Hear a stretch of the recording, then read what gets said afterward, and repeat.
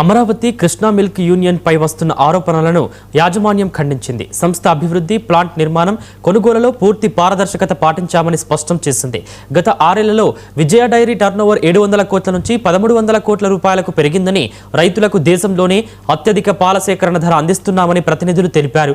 ఆధారాలు లేని ఆరోపణలతో సంస్థ ప్రతిష్టను దెబ్బతీసే ప్రయత్నాలు జరుగుతున్నాయని, అవసరమైతే చట్టపరమైన చర్యలు తీసుకుంటామని హెచ్చరించారు.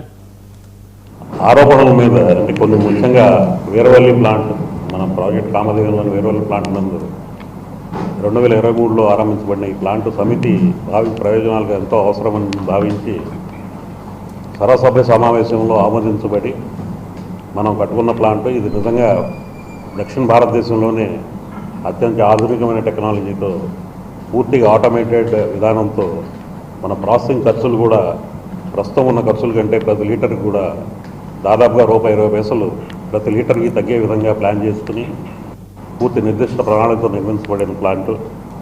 ఇది మార్కెట్ అవసరాల దృష్ట్యా, అంటే మనం ఇదివరకు 2019-20లో 80,000 కిలోలు రోజుకి పెరుగు విక్రయాలు ఉంటే ప్రస్తుతం 220 టన్నులు, అంటే 2,20,000 కిలోలు ప్రతిరోజు విక్రయం చేస్తున్నాం. అది ఈ ప్లాంట్లో సాధ్యపడదు కాబట్టి కొత్తగా కడుపులా కట్టినా కానీ దాని దృష్ట్యా 3,70,000 లీటర్లు ఉన్న సేల్స్ ప్రస్తుతం 6,50,000 లీటర్లు మనం దైనిక విక్రయాలు దృష్ట్యా ఈ ప్లాంట్ నిర్మించడం.